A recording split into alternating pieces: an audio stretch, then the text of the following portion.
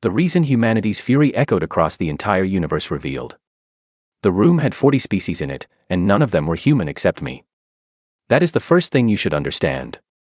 Not the war. Not the numbers. Not what we did or what was done to us. Start here, in this room, with 40 delegations arranged in tiered seats around a single witness lectern, and one woman standing at it, adjusting a glass of water that keeps sliding a millimeter to the left. I am Mara Voss. I am 61 years old. I am the senior archivist of the Galactic Tribunal of Species Records, and I have been asked to testify about the events of 2091 through 2093, what the Register now calls the Kareth engagement, which is a polite name for something that was not polite at all. I will tell you what happened. I will tell you why it happened.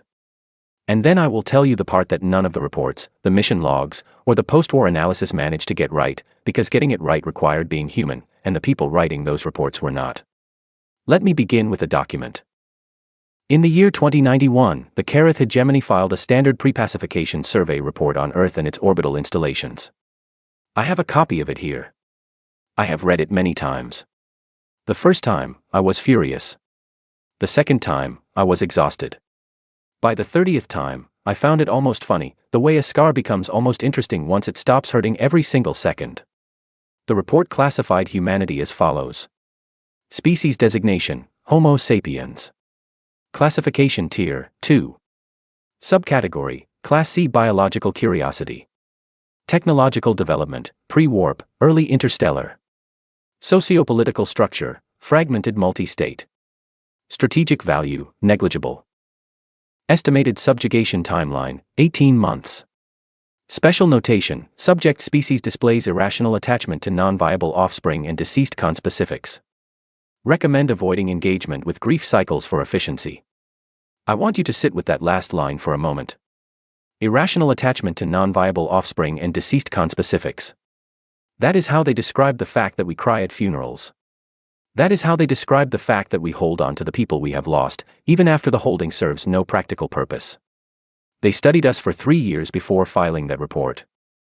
They had footage of human memorial services, of children laying flowers on graves, of old people keeping photographs of the dead on their nightstands.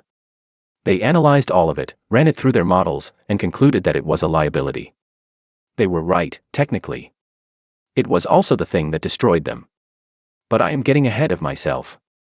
The Galactic Register of Species, which is the official document maintained by this tribunal, the one that every spacefaring civilization consults before making diplomatic or military decisions, listed humanity at the bottom of Tier 2 for 40 years. Below the Veth, who have 6 warships and mostly use them for trade disputes. Below the Molari, who have no warships at all but very firm positions on tariff law. Tier 0 did not exist in 2091. The Register had Tiers 1 through 4. Tier 1 was reserved for the Kareth and 2 other civilizations.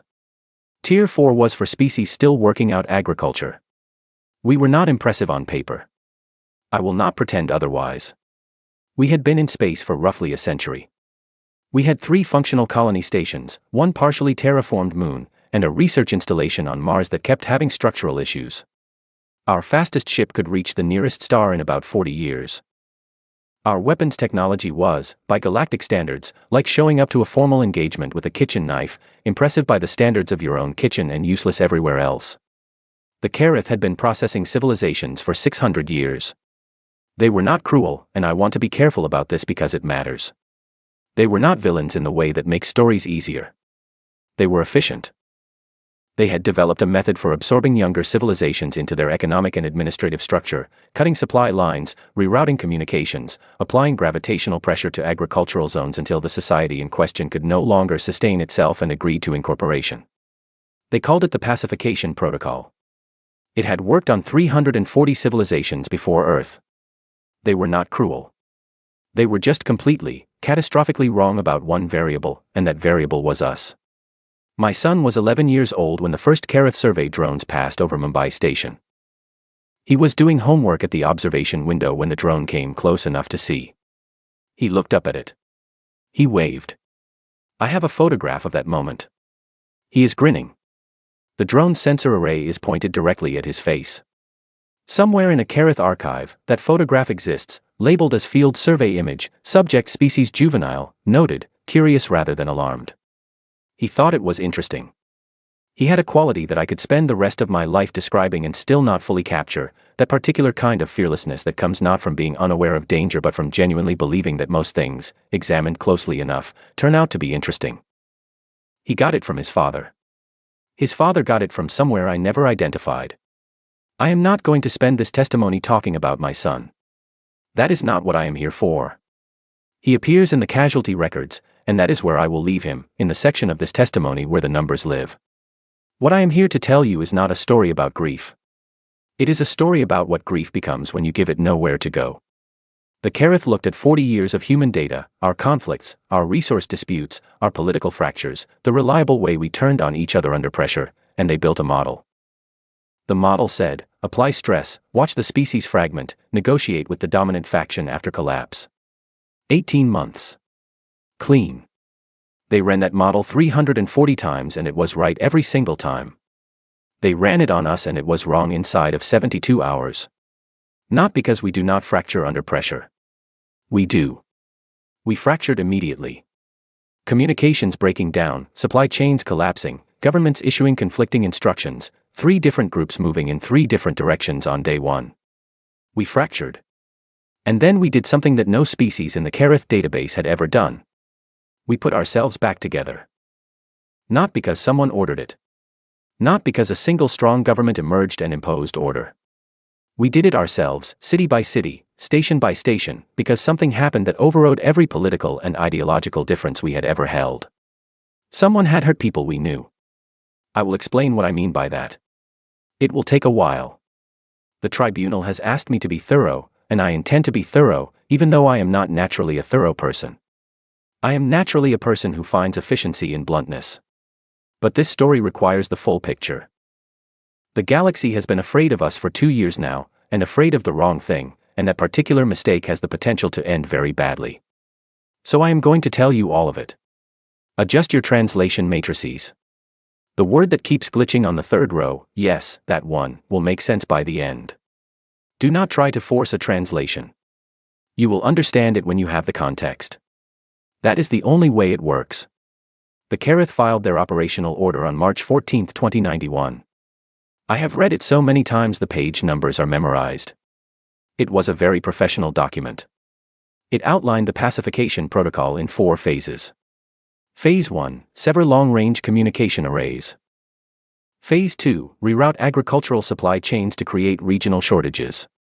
Phase 3, apply gravitational anchors to 3 primary farming zones, not to destroy them, just to make them unusable for 1 growing season. Phase 4, wait. The Kerith Supreme Commander at the time was a figure named Velkathari. His personal mission log, which we recovered after the engagement, described Earth as a minor administrative matter and estimated the full incorporation process would be complete within 14 months. He noted that the gravity anchors might need recalibration due to Earth's magnetic variance. He noted that human communication encryption was more layered than expected but ultimately manageable.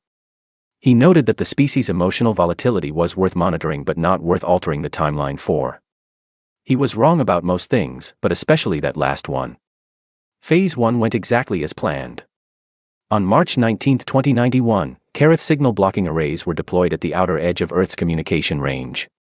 Long-range transmissions cut off. Every deep space relay went dark. Every colony installation went silent. I was on Mumbai Station when it happened. I was in the middle of a routine archive upload. The connection dropped and I stared at the screen for a full 10 seconds thinking it was a server issue. It was not a server issue. Phase 2 began 4 days later. The supply chain disruptions were subtle at first, delays, rerouting errors that looked like technical failures. But by day 6, regional food shortages were appearing in 4 continents simultaneously. By day 9, the shortages were serious enough to trigger emergency rationing in 6 major population centers. Velkathari's log for day 9 reads, species is fragmenting as modeled. Multiple governmental bodies issuing conflicting resource allocation orders. Regional armed units moving to secure local supplies. Projected fragmentation threshold will be reached within 11 days. He was reading the data correctly. We were doing exactly what the model said we would do. 3 governments had already suspended joint communication. Armed groups were moving. It looked, from the outside, exactly like every other species in Phase 2. Then day 10 happened. I can tell you what the first signal was, because we traced it afterward. It came from a woman named Claire Hadley, a civil engineer at a water treatment facility in Lagos. The Kareth had disrupted the facility's automated systems as part of the supply chain phase. Claire had been awake for 30 hours trying to keep the system running manually. She had a team of 12 people with her, none of whom had eaten a proper meal in 2 days. She sent a broadcast on an open frequency, not encrypted, not coded, just open, to every human installation she could reach. She said, "We are fixing the water here. If you need water, come. If you know how to fix something else, go fix it and tell us where you are." That was the whole message. Now, I know what you are thinking. One engineer's broadcast does not stop a societal collapse. You are right. It did not, on its own. But within 4 hours, there were 11 more broadcasts on the same open frequency. Different cities, different stations, different problems. A medical team in Nairobi. A solar grid technician in Oslo. A group of farmers in Ontario who had manually bypassed the compromised automated systems and were getting 40% yield from 3 fields. They told everyone how. They were not organized. There was no central command. There was no government directive. They were just people who saw something broken and started fixing it and then told everyone else where they were. Velkathari's log for day 12, anomalous behavioral data. Species fragmentation has stalled. Localized cooperative networks forming without governmental coordination. Rerunning models. Anomaly likely temporary. He was wrong. The anomaly was permanent.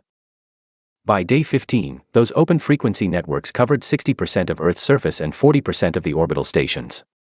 People were routing around every disruption the Kareth had put in place, not with advanced technology, not with military response, but with an absolutely relentless determination to keep things working and keep each other alive. The Kareth escalated to Phase 3 on day 17. The gravity anchors went down over 3 agricultural zones. It was a calculated pressure increase, meant to accelerate the fragmentation process. It had the opposite effect. Because when the gravity anchors locked those farming zones down, people in those regions lost family members. Not to direct violence, but to the cascading consequences of a lost harvest, of supply disruptions pushing into genuine scarcity. And news of those losses traveled through those open-frequency networks at full speed. The networks did not go quiet. They got louder. Velkathari's log for day 22, behavioral modeling failure. Species is not fragmenting. Cooperative networks have expanded counter to all projections. Emotional response to losses is producing increased cohesion rather than increased fragmentation. This is not consistent with any precedent in the database. Requesting analysis support. The analysis support took 8 days to arrive. In those 8 days, something else happened. A communications engineer named Owen Birch, working on a relay station in low Earth orbit, spent 4 days doing something that should not have been possible. He mapped the Kareth signal blocking arrays, their frequencies, their positions, their transmission patterns, by analyzing the interference patterns in the dead zones they created. Then he found a gap. A small one.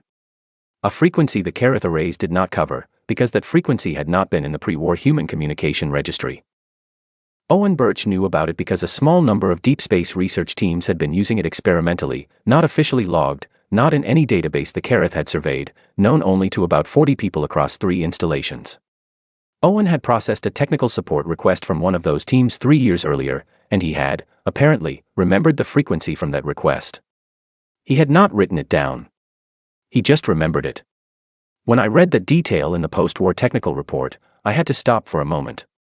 I thought about a Kareth survey operation that had documented 3 years of human data and filed 47 detailed reports. I thought about all the things they had measured and cataloged and run through their models. They had not modeled the probability of a relay technician remembering a single frequency from a 3-year-old technical request. Some variables are too small to model. Some variables are everything. Owen used that frequency to broadcast a message directly through the Kareth communications network. Not around it. Through it. Piggybacking on the Kareth's own relay infrastructure, using their system to carry a human signal to every Kareth ship and installation within range. The message was 6 words long, rendered in 340 languages, every language in the Kareth diplomatic database, the one they had used to survey Earth. I am not going to tell you what those 6 words were yet. I know the tribunal wants to know. I can see the translation matrix trying to process the fragment on the third row. It will keep glitching until I give it the full context, and the full context requires understanding what came after. What I will tell you is what Velkathari's personal log said when the message arrived on his command ship. He had been in operational command for 40 years. He had managed 340 pacification protocols. He had seen, by his own account, every possible response a species could have to the pressures his protocol created. He had never received a message like that one. His log entry for that day is 2 sentences. The species has broadcast directly through our communication network. It does not read like a request for negotiation, and it does not read like a declaration of conflict. Then there is a gap in the log. 6 hours of no entries. Then, I have read it 30 times. I do not know what it is. He found out. Within 24 hours of that broadcast, the first coordinated human military response began. Not from any single government. From all of them, simultaneously, moving with a coherence that the Kareth had not seen in any of their pre-war analysis. Not perfectly. There were failures and miscommunications and tactical setbacks in those first weeks. But the direction was singular. The intention was unmistakable. Velkathari filed an urgent situation report to Kareth High Command on day 31. His final line, request reinforcement and revised modeling. Current models are not functioning. The species is not behaving as a species calculating survival. He never explained what it was calculating instead. He did not have the word for it. None of them did. That is what I am here for. The conflict lasted 14 months. I want to tell you that carefully, because those words look simple and they are not simple. 14 months is a very short time by galactic standards. The Karetha's longest previous pacification protocol took 9 years. The average was 22 months. 14 months for a Class C, pre-warp species with no combat experience against a Tier 1 power is the kind of statistic that makes tribunal analysts request a recount. The recount came back the same. 14 months. I was in an archive bunker for most of it, which I will not dress up as anything other than what it was. My job was to record. To preserve. To keep the documentation intact so that whatever happened, there would be a record of it. That assignment was considered essential enough to justify keeping me away from the fighting. I did not choose that assignment. I will not pretend that I did. So what I know of those 14 months, I know from the data that came through that bunker. Mission reports, communication intercepts, casualty records, technical analyses. I read every piece of it in real time, and I have read all of it again in the 2 years since. Here is what the data shows. At the start of the engagement, humanity's military capacity was outmatched in every measurable category. Kareth energy weapon yields exceeded anything in the human arsenal by a factor of several hundred. Kareth fleet numbers were roughly 40 times larger than the combined human defensive forces. Kareth tactical experience, accumulated over 6 centuries, was not something that could be closed in weeks. We knew all of this. The people fighting knew exactly how large the gap was. They went anyway. The Karetha's first significant miscalculation came in month 2. Their tactical models, built on 340 previous engagements, assumed that the defending species would adopt a single dominant military doctrine and concentrate forces. That was the rational approach. Concentrate, defend the most valuable positions, negotiate from whatever strength remained. We did not do this. By the end of month 2, human forces were operating under 23 distinct tactical approaches simultaneously. Some were formal strategies developed by command staff. 4 of them were created by civilians, a retired aerospace engineer, a game theorist from a university in Germany, a retired police commander from New Zealand named Gareth Lowe who had never served in a military capacity but had very specific ideas about resource denial, and a 17-year-old in Manila who submitted a tactical proposal through an open online forum and was, within 2 weeks, consulting directly with 3 different military commands. The Karetha's targeting systems were built to respond to unified force movement. 23 simultaneous approaches produced targeting data that conflicted with itself. Their systems kept recalibrating. Each recalibration took time. In that time, things happened that the targeting systems had not projected. Velkathari's Month 2 report to High Command: the species does not fight as a unified military entity. It fights as several distinct entities simultaneously, sharing real-time intelligence but operating under independent tactical frameworks. Our modeling systems are experiencing significant error rates. Requesting updated parameters. The updated parameters did not fix the problem because the problem was not a parameters issue. The problem was the people.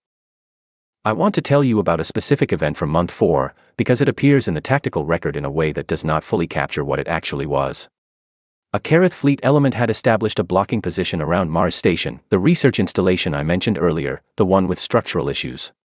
The station had approximately 800 personnel on it. The blocking position was designed to cut the station off and force its surrender, after which it would be incorporated into Kareth supply operations. The blocking position was tactically sound. The station had no meaningful defenses. Surrender was the logical outcome. Instead, the station personnel spent 3 weeks converting their structural maintenance equipment into improvised defensive systems. They had no military training. They had welding equipment, construction drones, and a very detailed knowledge of their own station's architecture. They held off the Kareth fleet element for 11 days while a human relief force closed the distance. The relief force was not large enough to win that engagement by conventional assessment. Velkathari's own analysis said they were outmatched by a factor of 12. They won. It cost them a great deal.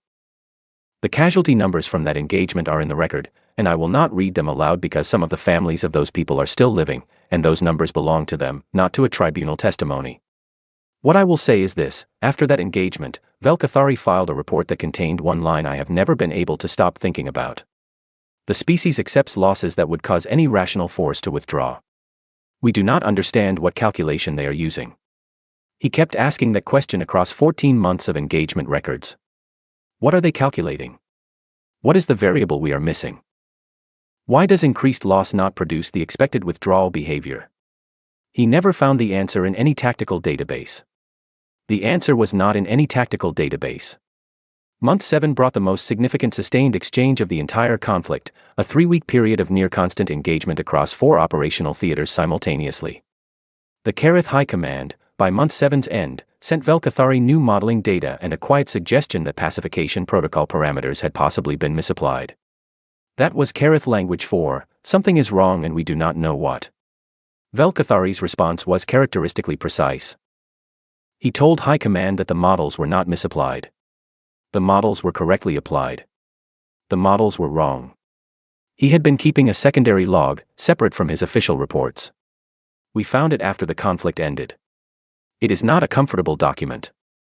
He was not a comfortable man by the end. One entry from month 9 reads, I have reviewed every prior pacification engagement in the database. In every case, the moment a defending species realizes it cannot win, the defensive posture changes. Not always to surrender. Sometimes to extraction, to resource preservation, to protecting core population centers. But there is always a shift. A point at which the calculation changes. This species does not shift. They know what they are losing.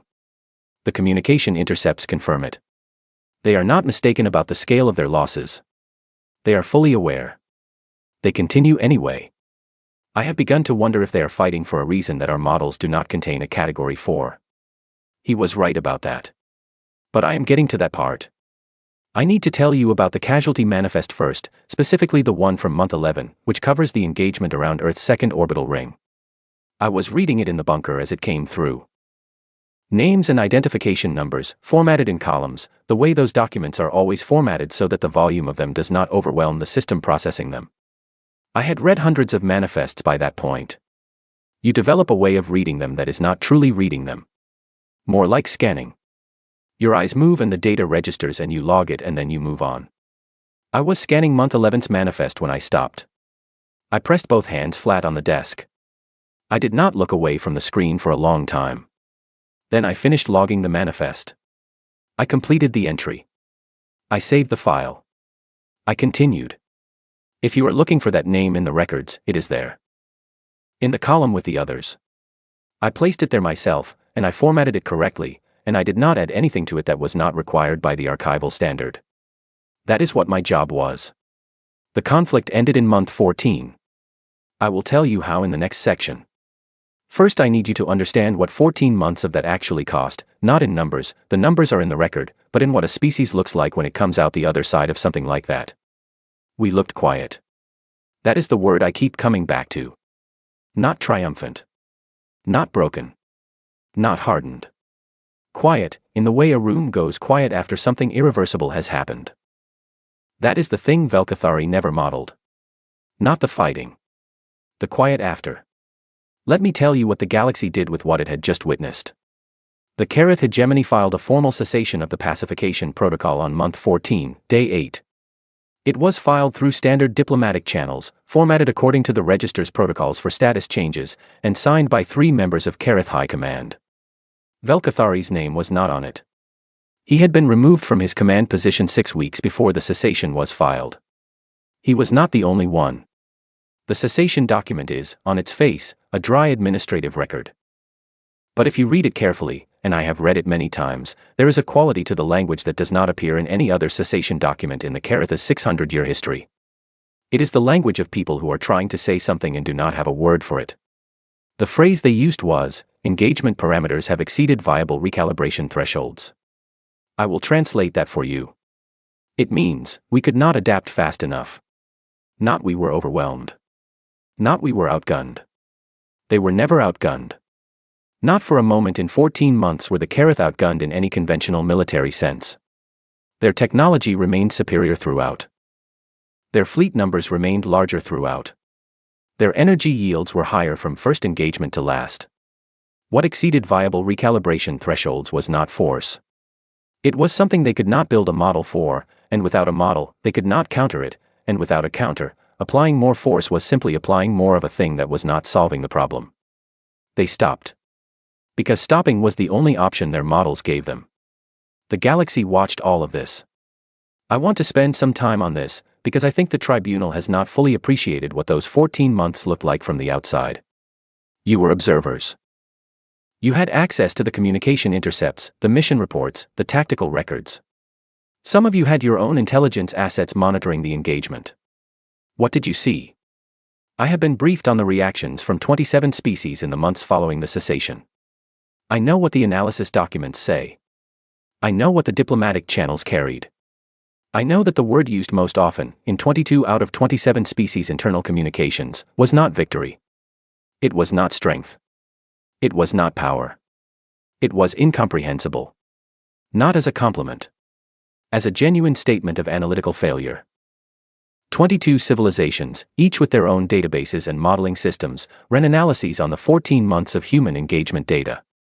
22 civilizations came back with the same fundamental conclusion: the species did not fight according to any known survival model. 11 of those civilizations, in the following 6 months, filed formal requests with this tribunal to have humanity's register classification reviewed. All 11 asked for the same reclassification. Tier 0. A tier that had to be created to accommodate the request, because no existing tier covered a species that had won a direct engagement against a Tier 1 power while classified at Tier 2. The register's note on that reclassification, filed by this tribunal's own administrative staff, reads, insufficient framework for categorical placement. Pending extended review. That review has been pending for 2 years. That is part of why I am here today. But the reclassification is not the most important consequence of those 14 months. The most important consequence is simpler and harder to put in a document. The galaxy became afraid of us. I need to be precise about this, because there are different kinds of fear and they produce different outcomes. The fear that most of those 27 civilizations now carry about humanity is not the fear of an enemy. It is the fear of something you do not understand and therefore cannot predict. It is the fear you have about a natural event that does not follow the rules you were taught to navigate by. It is the fear you have when you realize your map is wrong. I know this fear. I have watched it operate in diplomatic communications for 2 years. I have watched species that had never given Earth a second thought suddenly begin monitoring human reconstruction efforts with intense attention. Watching what we build. Watching how many people we have. Watching whether our fleet numbers are increasing. Watching what we do when we are not fighting.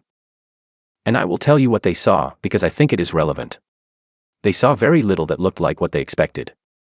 They expected a species consolidating power. Expanding its territorial claims. Pressing whatever advantage the cessation had provided. They expected the behavior of a civilization that had just discovered it was stronger than it thought. We built things. We held memorial services. A very large number of them. Some that lasted days. Some that were attended by what appeared, from external observation to be virtually entire regional populations. We named things after people. Streets. Stations. Installations. Small community projects. A park in a rebuilt section of Lagos was named after Claire Hadley, the engineer who sent the first open broadcast. 3 different children born in the year after the cessation were given the middle name Birch, after Owen Birch, the communications engineer who found the gap in the Carith arrays. We argued with each other. About the reconstruction. About resources. About political priorities. About which version of events would be taught in schools and how. We had an extremely contentious public debate about whether a particular memorial design in central London was aesthetically appropriate, which consumed an enormous amount of political energy for about 3 months before being resolved in a manner that did not fully satisfy anyone. Several external intelligence reports noted this last item with visible confusion. A VEF intelligence assessment from that period asks, and I am closely paraphrasing, species emerging from existential conflict is currently engaged in substantial public argument about sculptural choices. Unable to identify strategic significance.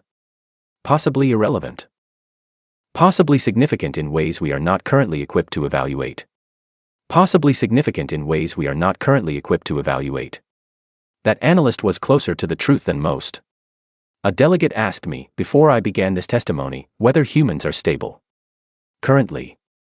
I want to return to that question now, because I answered it briefly in the hall before we convened, and I think my answer requires more precision. The delegate who asked was not being hostile.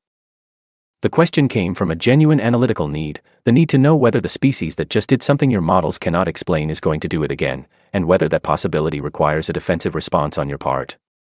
That is a reasonable thing to want to know. Here is the more complete answer. Humanity is, at this moment, engaged in the largest reconstruction effort in our history. We are rebuilding damaged infrastructure, restoring disrupted ecosystems, expanding our medical and food production capacity to address the shortfalls created during the 14-month engagement. We are training more engineers, more doctors, and more teachers than we have at any prior point in recorded history. We are not expanding our military capacity at a rate that should concern anyone in this room. Our fleet numbers are recovering to pre-engagement levels, which were not large to begin with. We have not moved to establish new territorial claims. We are, as I told that delegate in the hallway, not going to start anything. That is not the same as saying we cannot be provoked. I want to be clear about that distinction, because I think the galaxy's fear of us will resolve in one of 2 directions, and which direction it takes depends on whether the species in this room understand that distinction clearly. If the fear becomes aggression, if any of the civilizations currently watching us with concern decide that the safest response to an unpredictable species is a preemptive action, then I can tell you with confidence what will happen, because you have now seen the relevant data. It will not go the way those civilizations model it going. If the fear becomes understanding, if the galaxy can accept that what it saw in those 14 months was not an expression of human aggression but an expression of something else entirely, then I believe we can find a more productive path. That is the purpose of this testimony. I am not here to make threats. I am not here to celebrate. I am here because 2 years after the cessation, the galaxy still does not know what it actually saw, and that misunderstanding is the most dangerous thing on this planet or any other. There is a delegate in the second tier, Petra Vale, the VEF representative, who has been taking notes continuously since I began speaking. She has a translation matrix issue that I have been watching. The word keeps glitching. I am going to resolve that now. Let me tell you about 6 words. Owen Birch spent 4 days finding the gap in the Carith arrays. I want you to understand what those 4 days were like, because the broadcast that came out of them is the center of everything I have been building toward, and it deserves its full weight. Owen was not a military communications specialist. He was 28 years old. He had been working on orbital relay infrastructure for 4 years, most of it routine maintenance work. When the Carith arrays went up and the long-range signal dropped, his station commander told him to assess whether the blackout was recoverable. He assessed it for 4 days straight. He slept for about 8 hours total across those 4 days, in 2 stretches, on a cot in the relay room. He drank an amount of coffee that his medical record, reviewed afterward, described as clinically notable. What he found was not obvious. The Carith arrays had been designed to block every active frequency in the pre-war human communication registry. They were thorough. The gap Owen found existed in a frequency that a small number of deep space research teams had been using experimentally. Not officially logged, not in any database the Carith had surveyed, known only to about 40 people across 3 installations. Owen knew about it because one of those research teams had filed a technical support request 3 years earlier that had passed through his relay station, and he had, apparently, remembered the frequency from that request. He had not written it down. He just remembered it. When I read that detail in the post-war technical report, I had to stop for a moment. I thought about a Kareth survey operation that had documented 3 years of human data and filed 47 detailed reports. I thought about all the things they had measured and cataloged and run through their models. They had not modeled the probability of a relay technician remembering a single frequency from a 3-year-old technical request. Some variables are too small to model. Some variables are everything. Owen Birch used that frequency to route a signal through the Kareth's own relay infrastructure. The Kareth communications engineers who reviewed the intercept afterward reportedly spent several days confirming that it was real, because it should not have been possible with the equipment available on Owen's station. He did it with what he had. That is the only explanation anyone has ever given for how he did it. The message that traveled through that gap was prepared not by Owen but by a small group of people that had formed around the open frequency network over the previous weeks. Linguists, mostly, and a few communication theorists. They used the Kareth's own pre-war diplomatic survey data, the 340 languages catalogued during the survey period, to render the message in every language the Kareth's network could parse. 6 words. 340 languages. Here they are. You have hurt people we love. That is the message. I want to stay here for a moment before I explain it, because I think the instinct of most analytical minds in this room will be to immediately process it as a statement of intent, a declaration of hostilities, a formal notification of grievance, a diplomatic communication. It was not any of those things. It was not a demand. It required nothing. It made no claim about what would follow it. It described a fact. You have hurt people we love. 6 words. The Kareth translation systems processed it correctly. All 340 versions translated cleanly. Velkathari's log confirms that the message was received and understood in literal terms. The Kareth had no framework for what it meant as an act. Because here is the thing their models did not contain: every prior species the Kareth had processed, when sending a significant communication to an overwhelming military force, had sent one of a small number of message types. A request for terms. A notification of defensive capability. A declaration of intent. An appeal to galactic register protocols. Functional communications. Communications with an operational purpose. This message had no operational purpose. It made no request. It issued no declaration. It claimed no legal standing. In pure military communications analysis, it was content-free. It conveyed no information that changed any tactical reality. Except, it changed the Kareth's understanding of what they were dealing with, even if they could not immediately articulate how. Velkathari's log entry from that night reads, "I have read it 30 times. I do not know what it is. Let me tell you what it is. The word that keeps glitching in the tribunal's translation matrix is not hurt. It is not love. Both of those concepts exist in most of the languages represented in this room. The word is we. The matrix keeps trying to assign it one of the standard definitions. A formal collective pronoun, denoting a political body. A military unit designation. A species-level identifier, the kind used in formal diplomatic documents to indicate the position of a civilization in opposition to another. It is none of those things. In most species your matrix has been trained on, the word we under extreme pressure, the kind of pressure that comes from being in the middle of a conflict with a superior force, resolves into something smaller. A we that means my faction. My region. My command structure. My political affiliation. The pressure of survival narrows the we until it is small enough to be managed and defended. That is rational behavior. I am not criticizing it. It is the behavior that makes survival possible under conditions of scarcity and threat. Human beings do this too. We did it on day 1. Day 2. 72 hours of doing exactly what the model said we would do. Then Claire Hadley broadcast on an open frequency, "If you need water, come." She did not say if you are a Lagos resident, come. She did not say if you are in our network, come. She did not specify who the we was that was fixing the water, or establish any criteria for who the you was that could come. The we in Claire Hadley's message was the we of anyone who needed water or could fix something. That is a we that the Kareth's models had no category for. In their database of 340 civilizations, they had never encountered a we that expanded under pressure rather than contracted. I want to be precise about why this happens. I want to be precise because I have heard 2 years of analysis from external observers who have gotten it wrong, and getting it wrong is dangerous. The we does not expand in humanity under pressure because humans are uniquely cooperative or uniquely selfless. We are not. Our history is full of evidence that we are neither of those things on a reliable basis. The we expands because of what sits underneath it. The love in that message. In the Galactic Register's cross-species analysis of social bonds, the variable most consistently associated with group loyalty is survival benefit. Species maintain social bonds with the individuals and groups from whom they derive survival benefit, and those bonds weaken when the survival benefit diminishes or when maintaining the bond becomes a survival cost. This is logical. This is efficient. This produces stable, functional social structures. It does not produce the 14 months of data that this tribunal has been reviewing. Humans maintain bonds past the point of survival benefit. This is the irrational attachment to non-viable offspring and deceased conspecifics that the Careth flagged in their pre-war survey. They saw it. They categorized it correctly. They concluded it was a liability. They did not follow the logic forward.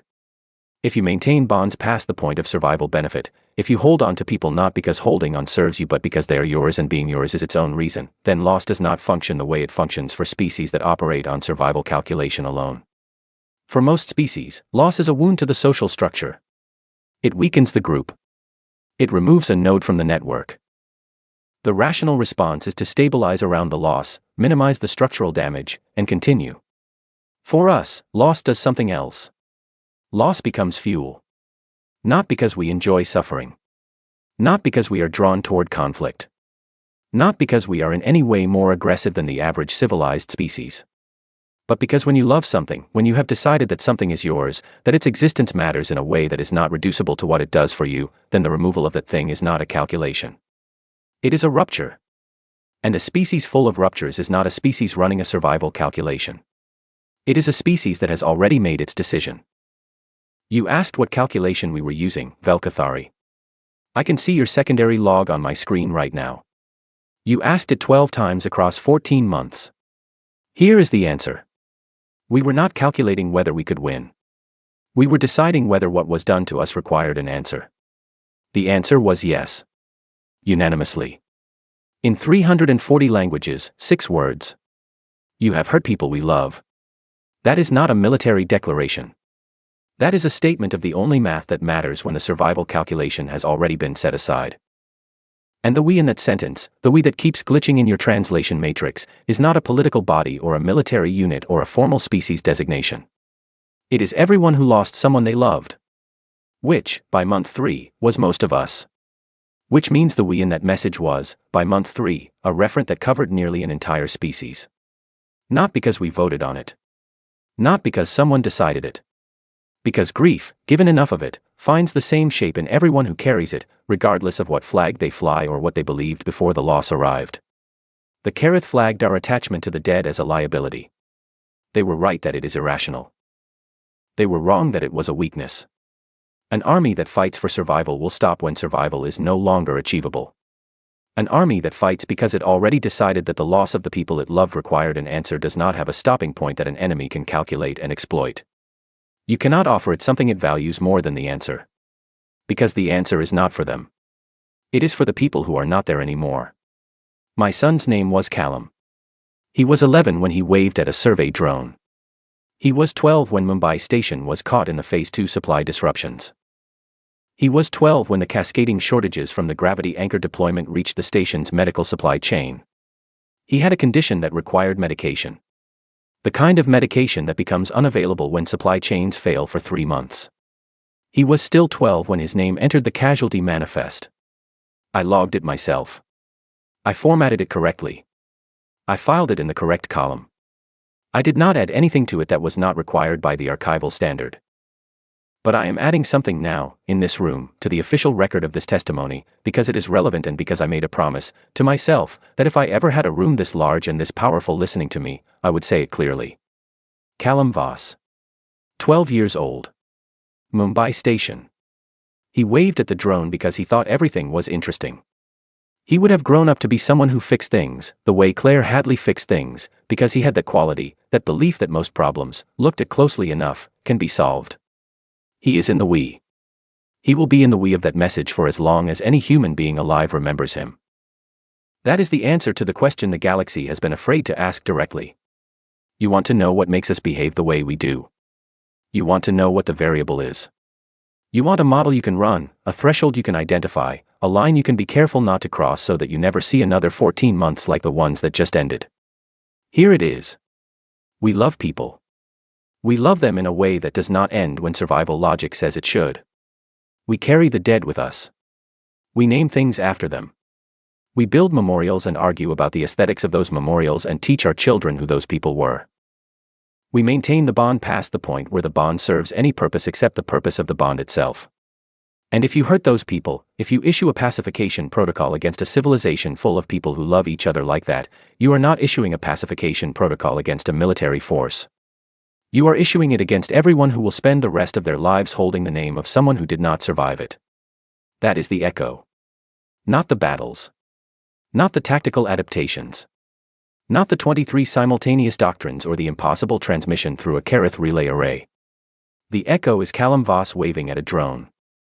The echo is Claire Hadley awake for 30 hours, fixing a water treatment facility, broadcasting on an open frequency because there were people who needed water and she knew how to help. The echo is Owen Birch, running on 8 hours of sleep across 4 days, remembering a frequency from a technical request 3 years earlier because it was interesting and he was the kind of person who held on to interesting things.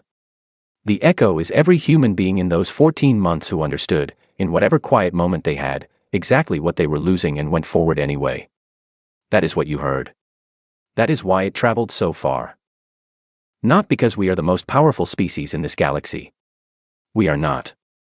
Not because we are the most advanced. We are not that either. We are possibly the only species in this registry that fights not to survive but to answer for the people we could not protect. And that sound, that particular sound, carries. It carries because every species in this room has something it loves. Every civilization in this registry has people it would not trade for survival. Every one of you, sitting in those tiered seats, knows what it feels like to hold a name you would not let go. You heard us because some part of you recognized the frequency. The translation matrix has finally logged the word. I can see the confirmation on the third row. The entry reads, we, pronoun, human origin, cross-species analogs present in all registered languages, specific human usage, expands under conditions of loss, does not contract, no known upper bound on inclusion criteria. No known upper bound on inclusion criteria. That is the most accurate thing in your entire database about us. I am Mara Voss, Senior Archivist. I am 61 years old. I am standing at a lectern in front of 40 species, adjusting a glass of water. My testimony is complete. The echo is still moving.